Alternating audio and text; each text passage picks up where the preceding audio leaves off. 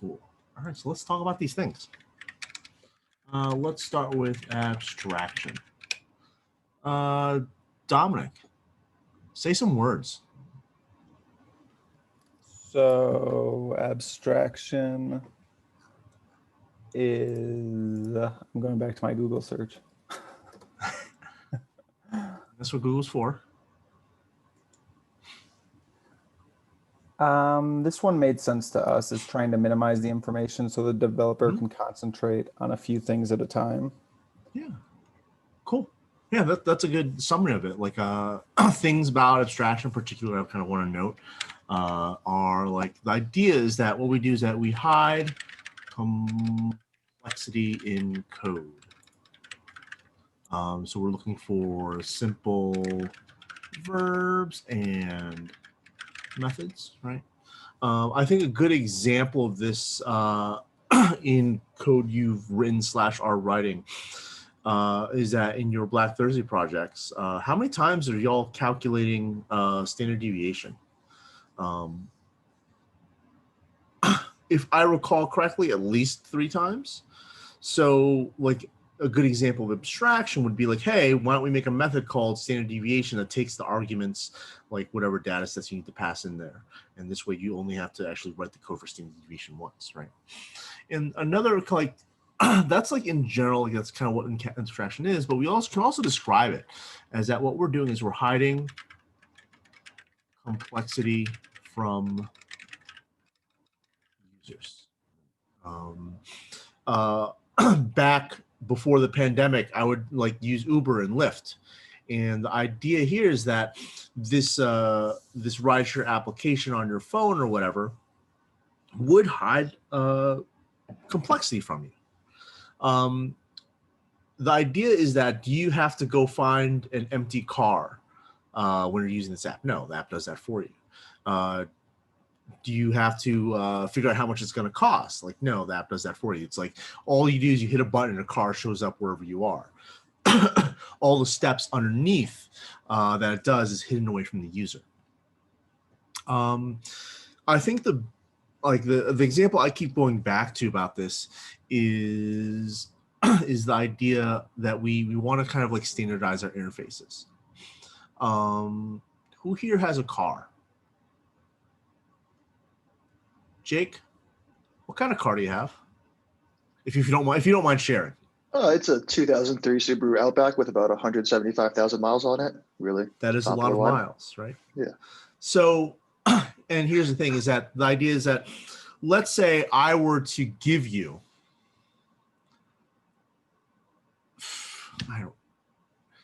a 2020 car. Prius, let's just call it a Prius, right? Or like a Chevy Volt, a 2020 Chevy Volt. Would you be able to drive that? Sure. Right. The idea is that like, hey, they're both cars. One's electric and one is. I'm presuming that your car is not electric. The steering wheel, yeah, the steering wheel. You go this way, it goes one way. You turn this way, you go the other way. The right pedal makes it go. The left pedal makes it brake. We're just going to presume that you have an automatic. The idea is that you do not need to know how electric engines work. You need to know that the right pedal means go and the left pedal means stop. And that's kind of this idea of abstraction. We don't, you do not know, I'm presuming, but again, like myself, I do not know the intricacies of like how an internal combustion engine works. I understand that gas goes boom, it pushes a thing and it spins things. I know like in grand big strokes how internal combustion engine works. How an electric motor works, I understand there's electricity, I understand there's magnets. That's about it. I understand that when you know the magnets make it go round, and but again, like I don't know exactly the details, and I don't know. I presume that probably like most of you don't know exactly the intricate details of how motors and engines work, but you don't need to. That information has been abstracted away. What you need to know is like how the interface works, and that is that wheel, that is the pedals, and in some cases a shifter. Awesome. And that is a good summary of this abstraction, right? Other example of abstraction, we can think about mini-test. And at the end of class, someone remind me to post these notes in your channel so you have them, right? Like all the code testing, all the test code related to testing is in the test.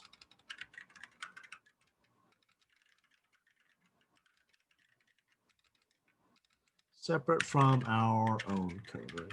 No, and like when we're using mini tests, it's all with the mini test stuff. We don't have to go find like, hey, a cert equal. We need to define a cert equal. We don't need to add that to our project. No, we just need to bring this in, and it lives on its own. If we want to care how that works, we can. But otherwise, that's abstraction. Anyone have questions about abstraction that we want to talk about? And again, the kind of like the big picture with this class is that we kind of want to talk about these concepts. Like these concepts shouldn't be nothing that's radically new to you. The idea here is that this is stuff you've been doing all along. Now that you have been doing this all along, we are able to put words to it. We're able to kind of like use the technical terms. Let's move on to encapsulation. Katie, you want to talk about encapsulation? Yeah, so we one of the things that we brought up in our group was law of Demeter, and kind of like separating or keeping functionality and things that are responsible for one class to a class and not having it separate out over a bunch of classes. And this idea of like decoupling. And yeah, that's kind of where we left off with that. Cool. Yeah. It's great. So encapsulation. Also, can y'all can see my screen, right? Okay. I just not want to type all these notes and like you're just staring at like nothing. But the idea is that it's concept that binds together the data and the functions and keeps it safe from outside. And why do we want to like encapsulate things? Well, security is one good example. Helps with debugging. When we keep things separate and something goes wrong, it's very clear. I'm like, hey, this is where things kind of like went off the rails. Helps with organization.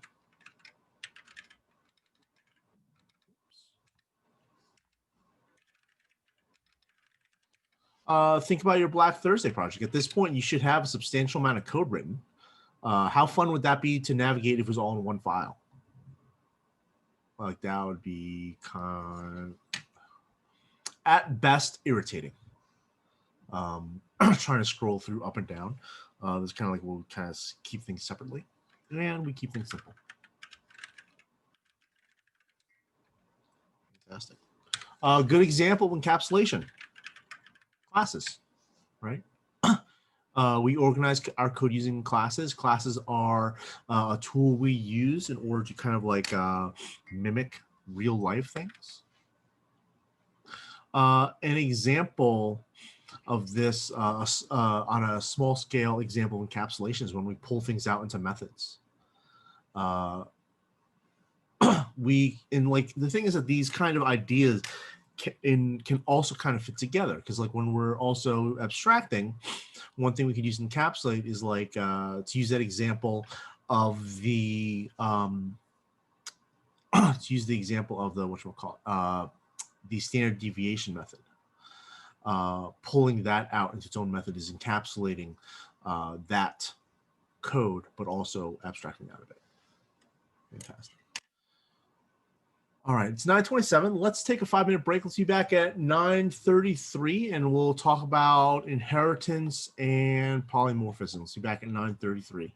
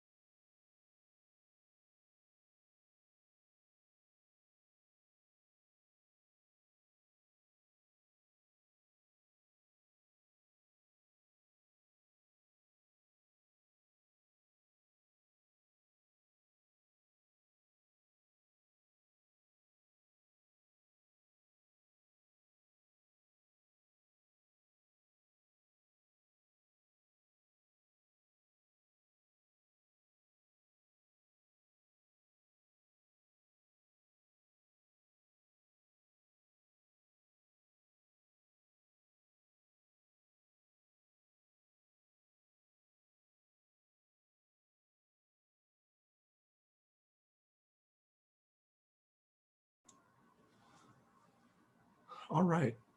We are back and I kind of want to open up to questions about encapsulation. If there are any before we move on.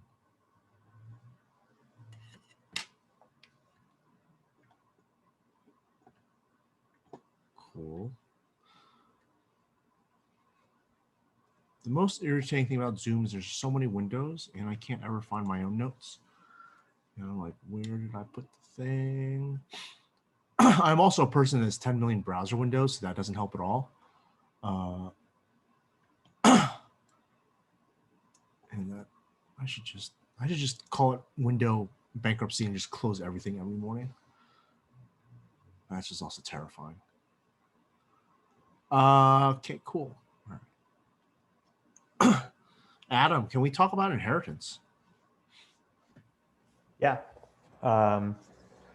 So inheritance allows you to create parent classes that children can inherit from, and they can inherit state and attributes from it.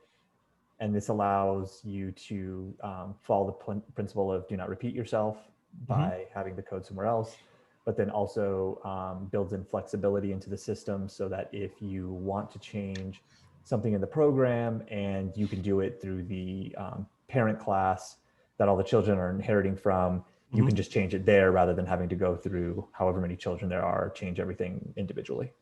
Cool, fantastic, yeah. Like totally right on. Like from a big kind of standpoint, like inheritance describes a relationship between two classes, right? As you described, like used to dry up our code, as you said.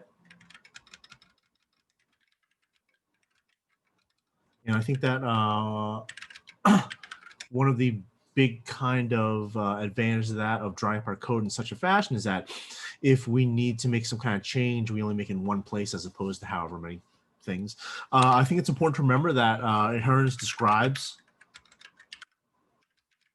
is relationship, right? Like the the child class is a type of the parent class. Example, a German Shepherd is a dog, a Golden Retriever is a dog. A cat is not a dog. Important things to note that we also have the ability to overwrite methods in the child class. Example,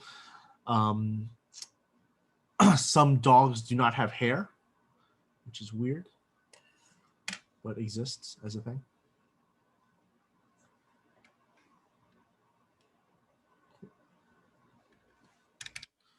And I guess this is the last one. I guess questions about inheritance before we move on.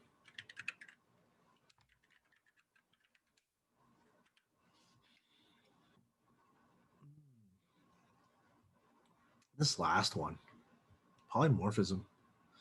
This is the one we haven't done too much. Jenny, thoughts about, what do you think about, what did your group talk about when it came to polymorphism? Mike, I knew you were going to call on me. We talked about many objects referring to a same type of message is kind of how we saw polymorphism.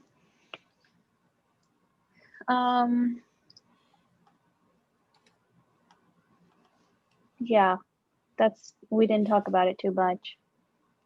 Yeah, we should probably put that, like, this is the last one, so I get it. Anyone have anything else they want to add about before we kind of dig deep a little bit? Kwa? So methods where one is able to execute the same method using different objects. So I feel like that's the same thing as a module. Not quite. Okay. So the big kind of picture is polymorphism. If we look at the root words of it, right? The roots of this thing is called many forms, and the big kind of picture is that we have a thing, we have objects that can take many forms, and what this means is that we can call, if we can call the same method on whatever object, what type that object is doesn't really matter. A real world of examples is that a vehicle can be, let's say, we have this vehicle, right? And we can create a car object we can call a truck object. And these objects may have a add gas method. And when it comes to what we're thinking about, does it really matter if we're dealing with a car object or a truck object? Like, it doesn't really matter. We don't care exactly what the object does. It leads us to this term called duct typing,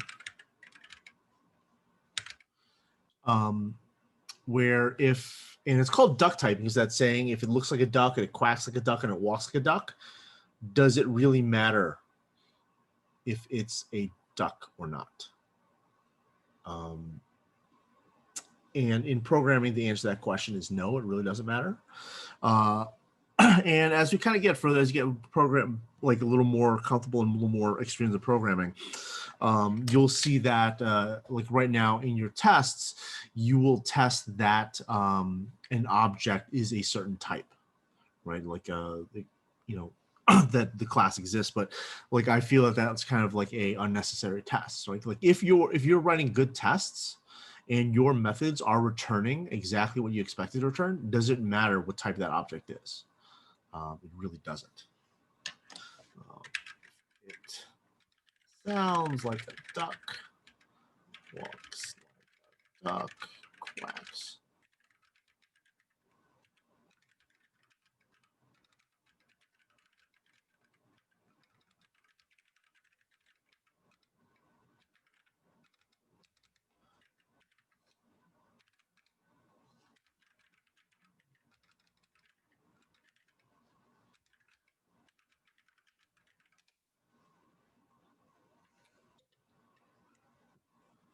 Katie? Yeah, so to kind of recall like what you're talking about here with polymorphism. So essentially it's a way for like multiple different objects to share similar behavior. Would that be almost like inheritance? Actually kind of like the other way around. The idea is that we want to give we're trying to say with polymorphism is that we don't really care what object we're calling a certain method on, as long as the method exists and returns what we're expecting. Right. So to kind of like give you like we'll just kind of put this term in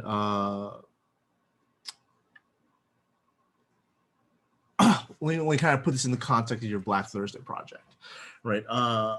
Your item repository should create item objects, right? Because that's usually what you have in mind. But what if, for some reason, you decide like, hey, I need to split these up into little items and big items. And the thing is that if we want to split up into little items and big items, the idea is that when the item repository created the items, it would have to make a decision if it was a little item or a big item. But if the methods between little item and big item were the same names, do any other parts of your code care about if it's a big item or a little item object?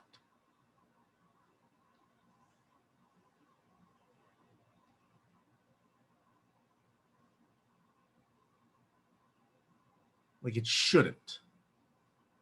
It shouldn't matter what kind of object it is. And so, and the thing is that instead of using conditionals, we would swap out the object instead.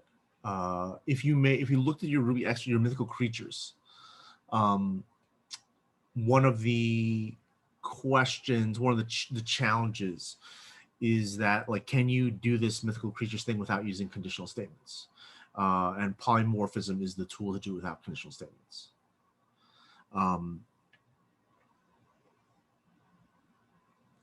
And so like a big item may have a method called size that returns big, and a little item may have a method called size that returns small.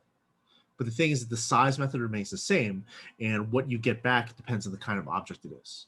We are no longer caring about what kind of object we're dealing with. Like we're just making sure the interface is the same, because as according to like the rest of the code, it doesn't really matter what kind of object it is, as long as interfaces remain the same.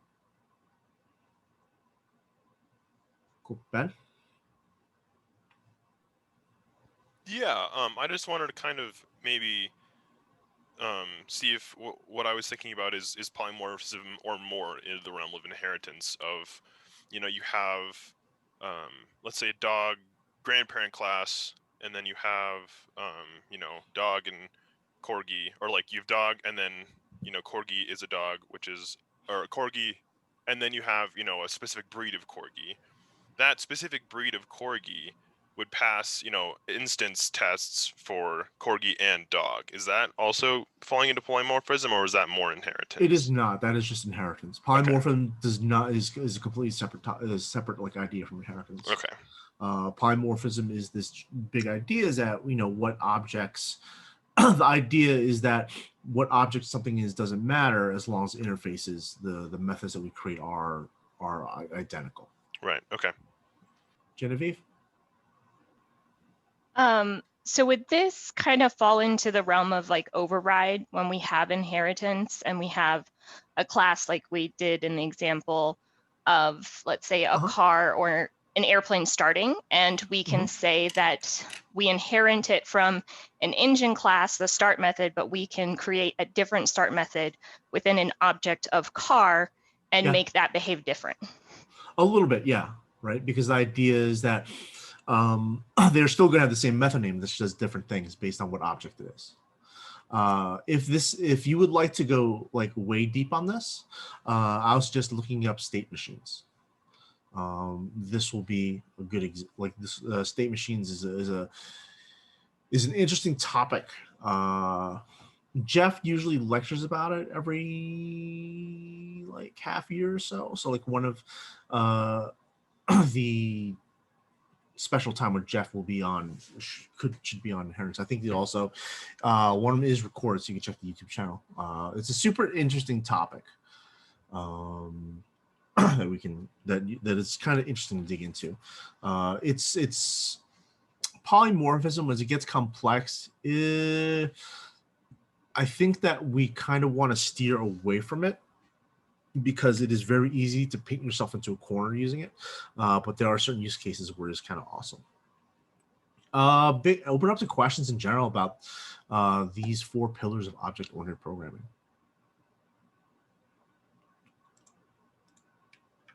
So Mike, is it like how we can call, let's say, item is .name and also like merchants .name? Would that be a polymorphism? Okay. I'll put these notes in the classroom.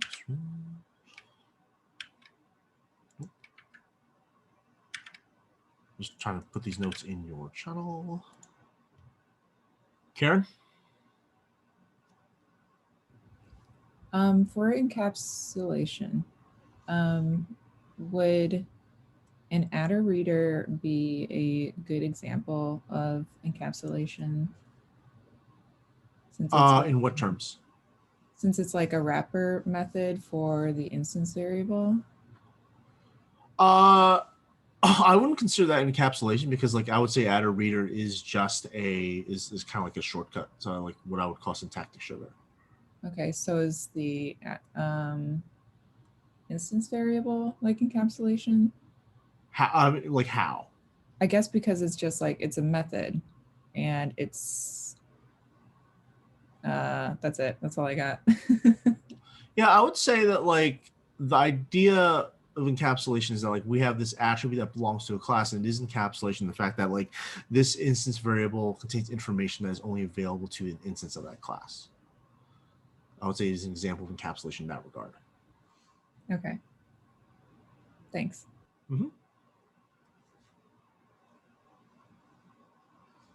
Cool. Cool. Anything else we want to talk about the 4 pillars?